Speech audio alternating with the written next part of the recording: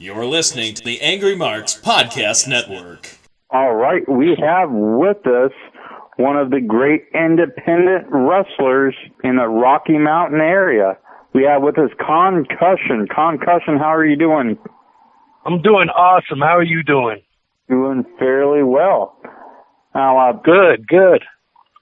Well, why don't you start off with telling us how it is that you got into the business of professional wrestling? Well, I've always been a professional wrestling fan since I was a young boy. I think a lot of us were. And I think I was about 21, maybe 21, and I started searching out schools and trying to get more information, and there just really wasn't anything here in this area, in the Salt Lake area. And finally, a school popped up, and I drove by and saw the ring sitting in the building, and immediately caught the bug.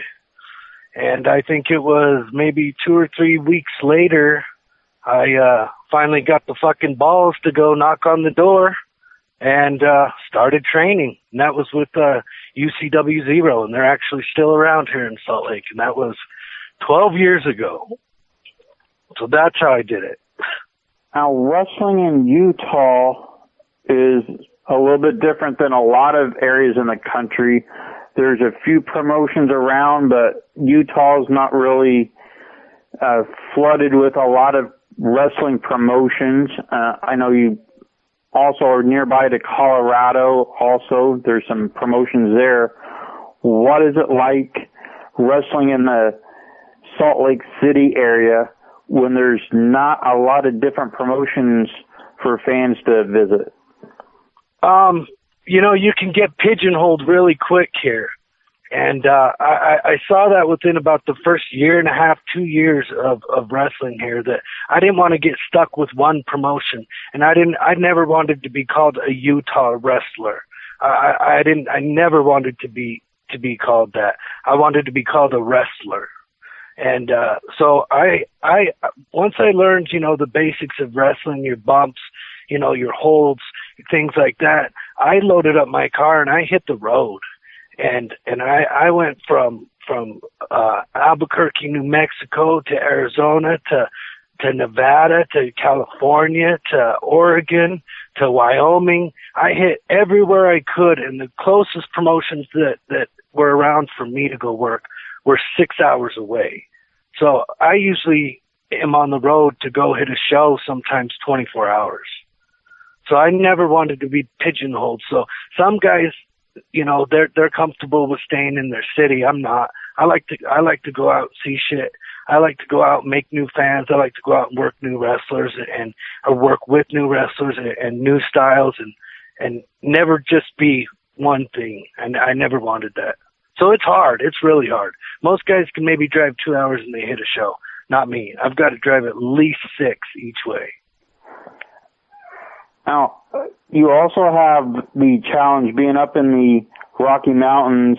It's harder for athletes because of the altitude. A lot of wrestlers have trouble maintaining the cardio.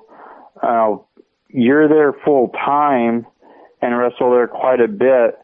Do you notice a difference as far as when you wrestle locally in Salt Lake City and the close by regions as opposed to when you go elsewhere that might be a little bit lower elevation?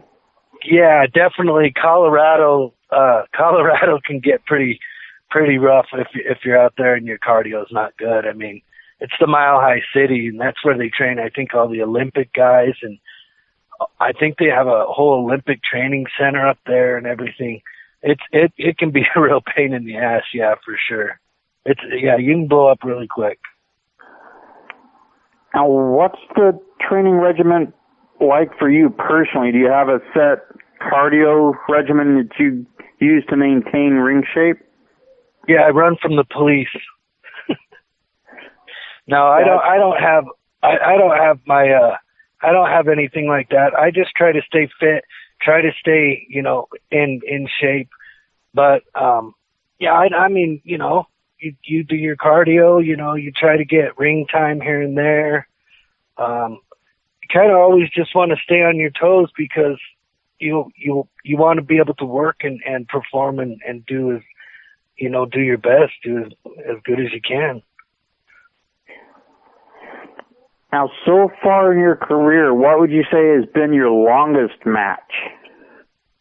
Oh, I wouldn't even know. Well over probably 40 minutes. I mean, but that would be with lots of different stuff and maybe lots of different people. You know, there's sometimes matches. I would say normally, it could be a good half an hour, 20 minutes to. I would say probably 40 minutes though would be my longest match. That's a long time out there. That is a fair amount of time in the ring. At this point, I'm going to hand you over to my co-host, the incredible Will Huckabee. Now, I want to ask you this, Con. I want to ask you this. Because you're based out of Utah, trained in Utah and everything. When you just said you didn't want to be known as a Utah wrestler, I've never been to the state of Utah, but I have to ask, what does that entail? What does it mean to be if I was to ask what's a Utah wrestler, how would you describe it? Well, I mean, just someone who's just, maybe known by just the 200, 300 local fans. And as soon as, he walks out of the state or maybe even walks out of the valley, nobody even knows their name. I don't want that.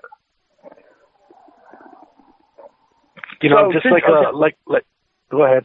Go ahead. No, I'm sorry. Go ahead. So, I just didn't want to be just known as like a local wrestler, where nobody knew me. I wanted people everywhere to know me. Still do. A lot of people don't know I'm from Salt Lake City. Say that again? A lot of people don't really know that I'm just from Salt Lake City. Ah, okay. Well, you say you started off, in Utah stuff, and you travel all over the place and everything.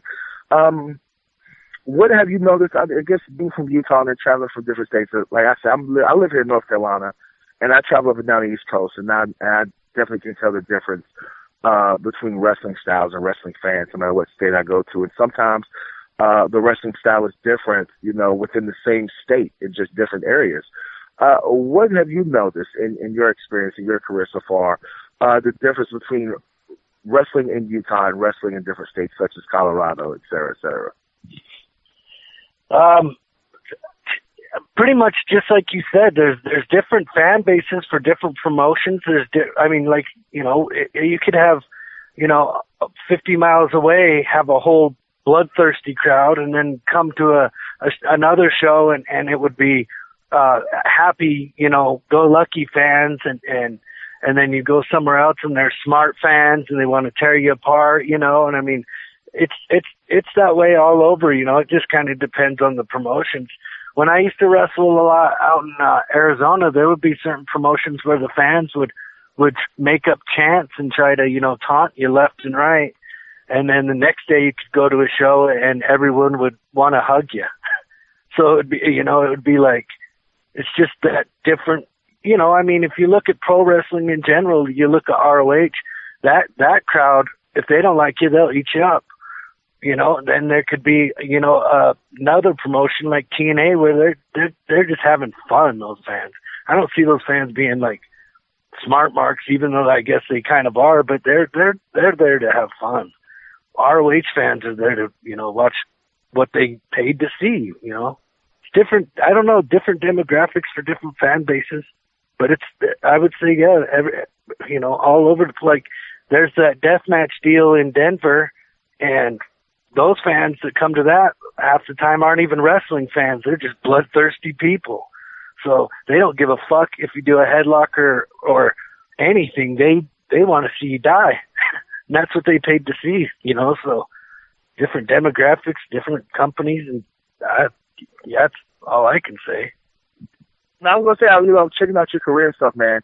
I've got to ask you, I ask everybody that I know that's worked this company or whatever and stuff, man.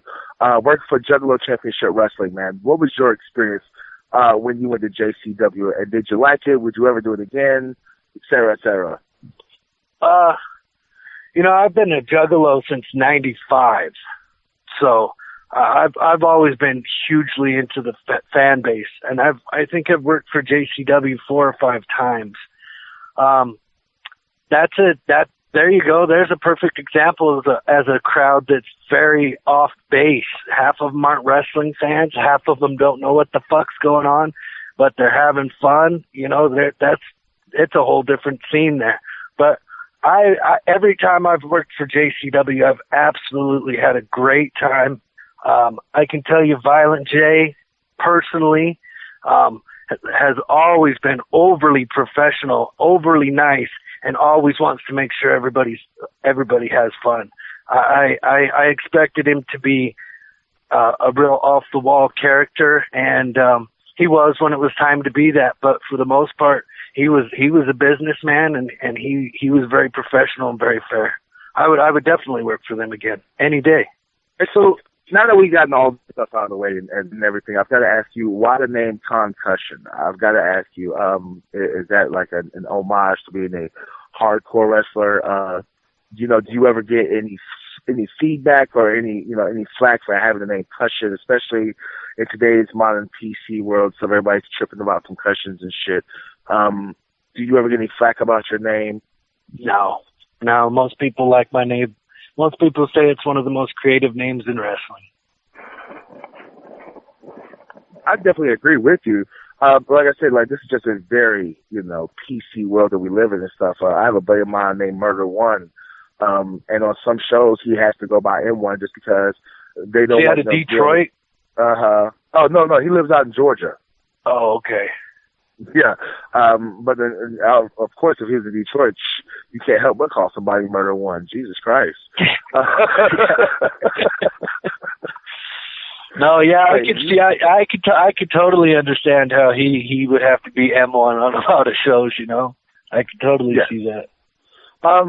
So in the hierarchy of deathmatch wrestling, hardcore wrestling, do you consider yourself a deathmatch wrestler, more of a hardcore high flyer? What would you, if we had to put a label on your wrestling style, what would you call it? I would say more like a hardcore high flyer.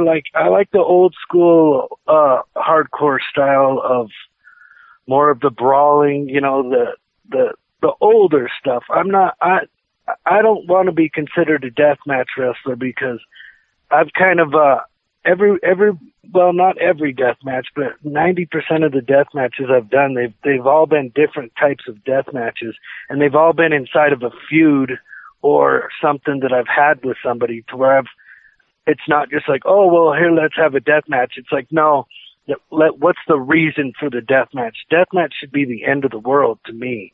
And that's why I've hung up doing death match tournaments. And I'm a fan of death match tournaments, and I'm a fan of death match wrestlers. I'm a fan of death matches. I love to watch that gory shit. I just don't think that it's for me in my career to work that way. I don't want to do deathmatch tournament because I just think it can overkill. But that's just my opinion, and everybody's got one. But it's just not for me. But I still support it and love it. But if I do a deathmatch, it's because it's been a feud with somebody, and it should be the end of the world. That's how I look at it now. So I'm about to say, are you telling us that we won't see you in the King of the Deathmatch tournament next year? Probably not. I would do a crazy match on the show. I would do a wild, match like that. Not like that, but something wild on the show, but not in the tournament because to me it's overkill. Now, see, I guess you could call me a chicken shit. I know guys. I have some friends and stuff who are deathmatch wrestlers. One of my closest friends in wrestling, Brad Cash, out of Tennessee and stuff, just did the King of the Deathmatch tournament stuff. He's an up and comer, I guess, in the deathmatch scene and stuff. But I've wrestled, DJ Hyde and stuff, man, in regular matches, not death matches. But I want to ask you, what is your opinion when guys say that guys do death matches just because they can't wrestle? Because I've seen, Masada have a death match that was amazing. That was the best match of the card, not because it was all glory and shit, but because they actually told a story. What do you say to people who are not deathmatch wrestling fans who think there's just a bunch of guys with no talent who can take a lot of pain? I would agree and I would disagree, because there are guys like me. I can wrestle, I can do all that, and do the death matches. You brought up the name Masada. Masada can go. I've watched a lot of his stuff, just catching it on the internet, and he gets it in there, gets gory and everything. But outside of that, he can work still.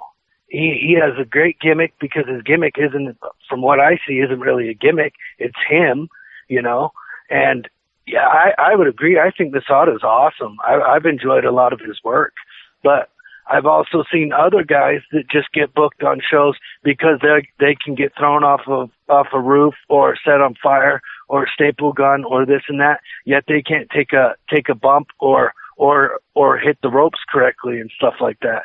I mean, you got to have your basics if you want your stuff to work. I mean, otherwise it's just gore for the sake of gore. Like Necro Butcher, one of the greatest deathmatch wrestlers ever.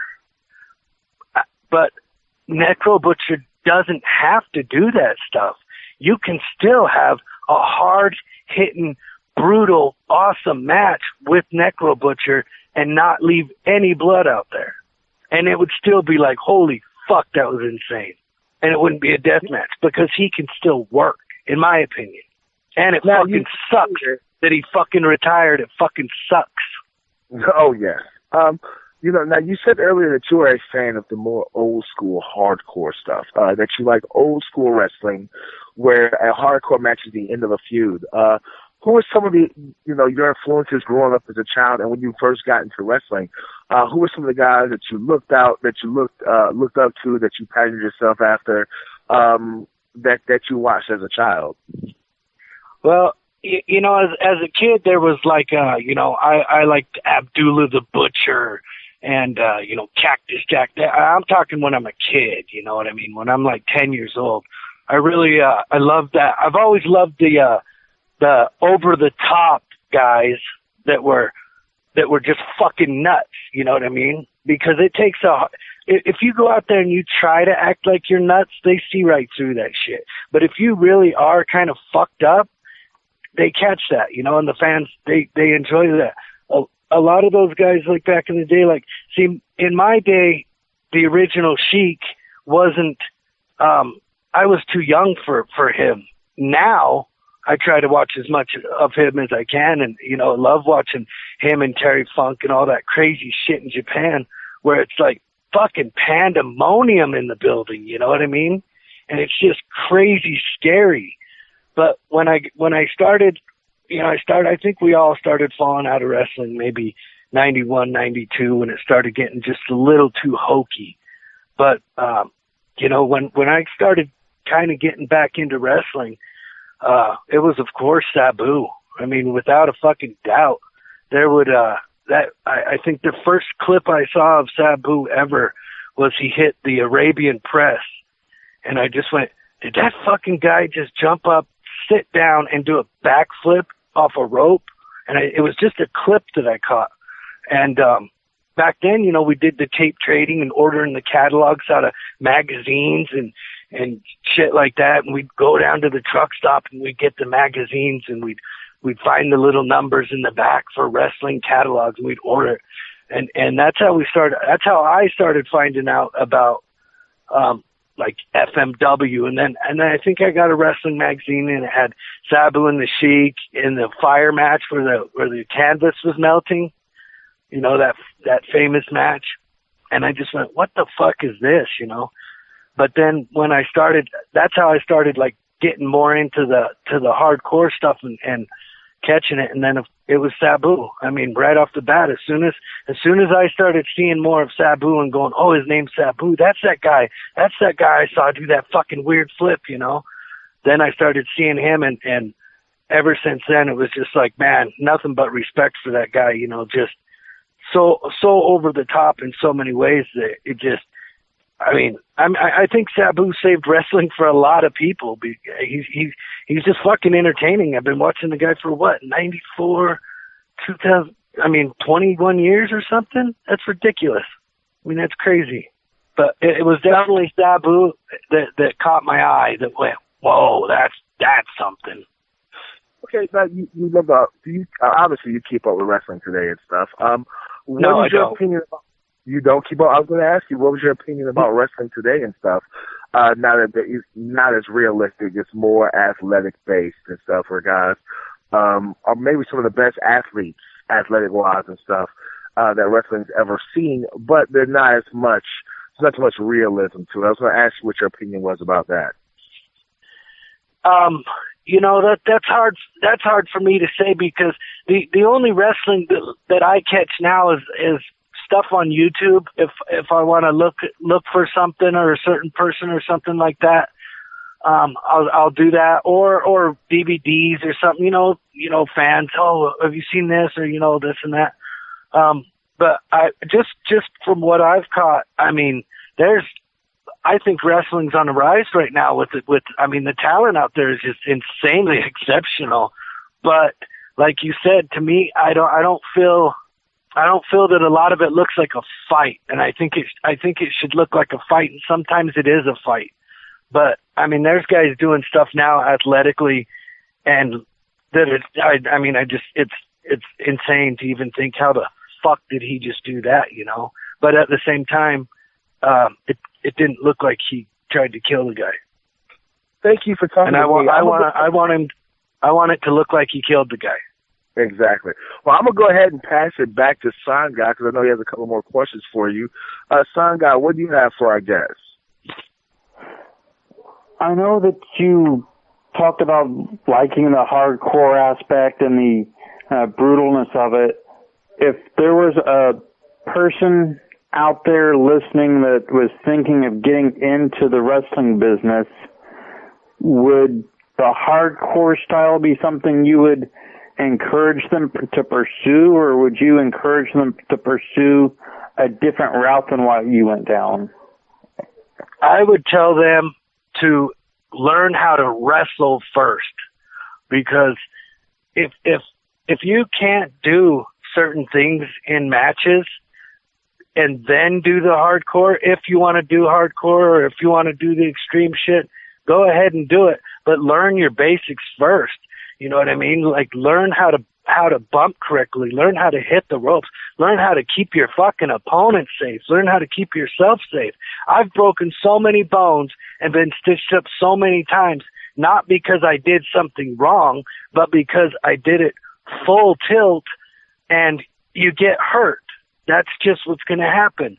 But if you don't know how to even protect yourself or the basics, and you go out there, there's only so many times I don't even know how these guys get thrown off these fucking buildings and shit and are alive. I don't understand that.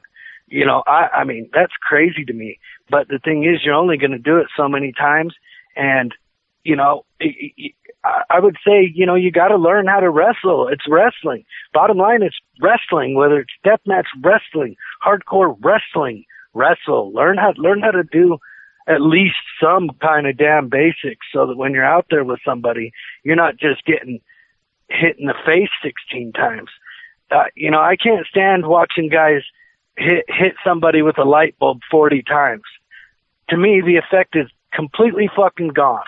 The effect should be the guy gets hit with light tubes, starts bleeding all over the place, and you start working the wounds or something, not hitting him with more light tubes. Or now we climb to a roof and I kick you off, and then I'm going to jump off there onto you with thumbtacks covering my body. Like, I don't know, it gets to a point where it's hokey as fuck, but it's not my scene. But I would say learn how to wrestle first. Learn how to take care of yourself and take care of your opponent. Very well said. Well, before we get going with you, I want to make sure if there's anything you'd like to say to the listeners tonight, go ahead and do that and plug all of your upcoming appearances, social medias, merchandise, all of that. The first thing that I would like to say is, everybody knows at this point in time that Sabu has a pretty severe injury. to his hip and he needs surgery. I know there's a GoFundMe page. I think you can go to his page and donate whatever, $2, $5, $10, $5,000. I think you can go to Melissa Coates' page, donate there as well. And I think Thomas J. Rude is also part of that. Give back. I mean, the guy's hurt. The wrestling business doesn't always give us what we deserve. Think of all the free matches that that you've seen from Sabu. And there's got to be $5 in your pocket you could donate that would help. That you could say, well, that was worth a $5 match that I watched or whatever. So I would like to say that. And anything else? I mean, booking inquiries. Mostly just Facebook. I don't really do a lot of the other stuff. I don't even like Facebook, but it's Facebook Concussion, and you can go there and message me, and I have merch on there, whatever. Just send me messages for bookings and merch, and that's about it. And I also want to just really, I want to thank you guys for having me on. This is the first time I've agreed to do this in 12 years.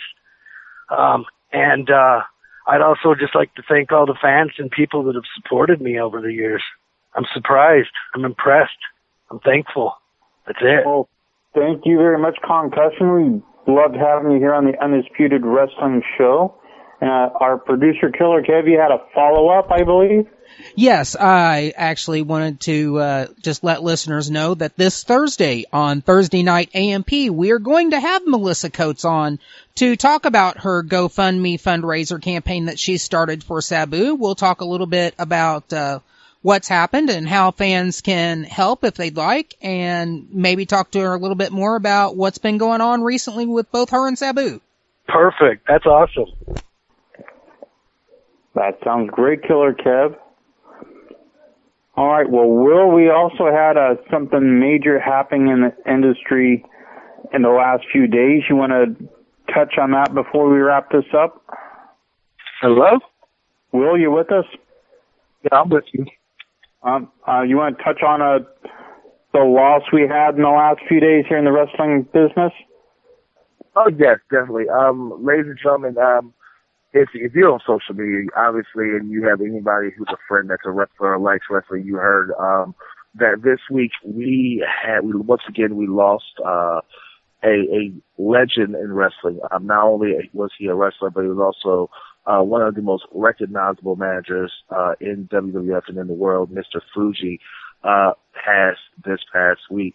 Before I say anything, Kev or Sign Guy, would you like to talk about, if you had any experiences with Mr. Fuji, any memories, anything, that you would like to say about him? I never had the pleasure of meeting him. Always enjoyed him.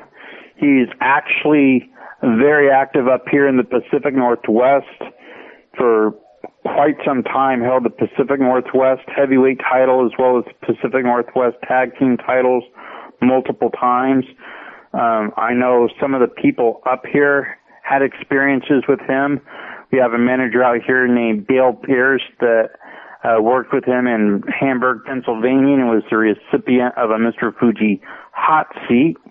And we also have Kevin Sullivan, of course. He knew Mr. Fuji very well in Knoxville, to the point that Mr. Fuji actually named one of his sons after Kevin. So I know big loss for him as well. Killer Kev, any fond memories of Mr. Fuji? I don't personally have any fond memories. I do remember his famous run through WWE in the 80s. Always an entertaining individual who always managed to tick me off quite a bit. So, he definitely knew how to do his job. As far as I'm concerned, I never met Mr. Fuji, of course, like most gentlemen my age and stuff. I grew up watching Mr. Fuji. Did never watch him as a wrestler. Of course, I'm way too young for that. Maybe Rick remember seeing Mr. Fuji wrestle, being that he's like 112. But I do remember watching him as a child, growing up as a wrestler. He was a manager for Don Morocco and, of course, Yokozuna and stuff when he won the WWE World title and stuff. But for me, the biggest thing for Mr. Fuji may not be what he actually did, but the legacy that he will leave on. I have several close friends, most notably Shane Andrews, who is a wrestler out of Knoxville, Tennessee, who was trained by Mr. Fuji. And hearing the stories that Shane would tell us as we're traveling up and down the roads and stuff, made me kind of feel like, I knew Mr. Fuji as a person. Listening to Shane talk, he was he was a tough trainer. He was a very tough man when it came to wrestling, but he was very friendly, always opened up his house and stuff to young aspiring wrestlers and stuff. Always was very willing to give critiques and advice and stuff, not only to guys who are wrestlers, but also to guys who are aspiring to be managers. So I think with that being said and stuff, I think that we will always feel the effects of Mr. Fuji in the future and stuff, from just the influence of the guys that he trained and stuff, and the way that they carry themselves. You're listening to the Angry Marks Podcast Network.